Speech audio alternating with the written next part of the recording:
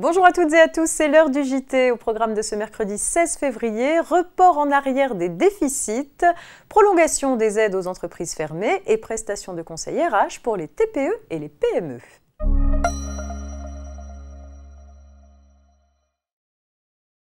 On démarre donc cette édition avec une précision fiscale. Vous le savez, les entreprises soumises à l'IS peuvent sur option reporter en arrière le déficit constaté à la clôture d'un exercice sur le bénéfice de l'exercice précédent. Cette imputation conduit à constater une créance d'IS au profit de la société.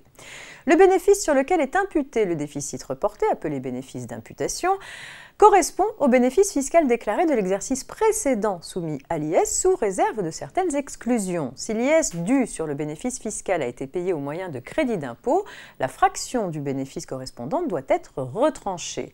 Pour le report en arrière du déficit constaté au titre d'un exercice clos à compter du 31 décembre 2021, est également exclue du bénéfice d'imputation la fraction du bénéfice ayant donné lieu à un IS réglé au moyen de réduction d'impôt.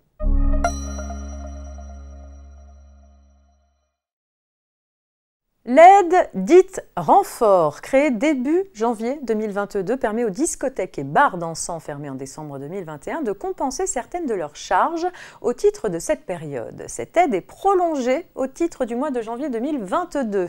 Par ailleurs, elle bénéficie dorénavant à davantage d'entreprises récentes, celles créées entre le 1er février et le 31 octobre 2021 devenant éligibles. Comme pour la fermeture de décembre 2021, l'aide au titre de la période de janvier 2022 est égale à 100% du montant des charges prises en compte. Les demandes pourront être déposées par voie dématérialisée sur le site impôts.gouv.fr jusqu'au 6 mars 2022 au titre de décembre 2021 et jusqu'au 31 mars 2022 au titre de janvier 2022. À noter que l'aide renfort n'est pas cumulable avec celle que certaines entreprises peuvent encore toucher au titre du Fonds de solidarité. Cette aide concerne désormais essentiellement les discothèques et certaines entreprises situées en Outre-mer.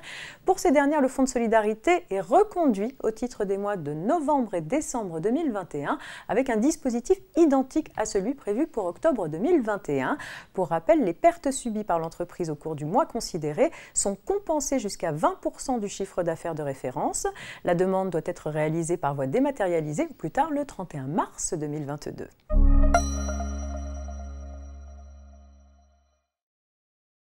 La prestation de conseil en RH à destination des TPE-PME a pour objet de répondre aux besoins spécifiques de ces entreprises en matière de gestion des ressources humaines. Pour faire face aux conséquences économiques de la crise Covid-19, la prestation de conseil en ressources humaines ou PCRH a été améliorée une première fois à titre temporaire. Une instruction du 19 janvier 2022 reconduit ces modalités de financement et de cofinancement de la PCRH jusqu'au 30 juin 2022. Pour les conventions conclues jusqu'à cette date ainsi que pour les avenants aux conventions en cours signées avant cette date, le taux d'intensité des aides publiques pourra encore dépasser 50% du coût admissible total de la prestation et aller le cas échéant jusqu'à une prise en charge financière intégrale. Le montant pris en charge par l'État demeure plafonné à 15 000 € hors taxe maximum. Les cofinancements, notamment avec les OPCO, restent encouragés afin de minimiser le reste à charge des entreprises. Les prestations qui devront avoir été réalisées avant le 30 juin 2023 pourront porter sur l'ensemble des thématiques listées dans une instruction du 4 juin 2020.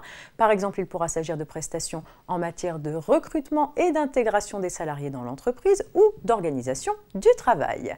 Le JT, c'est fini pour aujourd'hui, mais on se retrouve bien sûr demain. Très belle journée.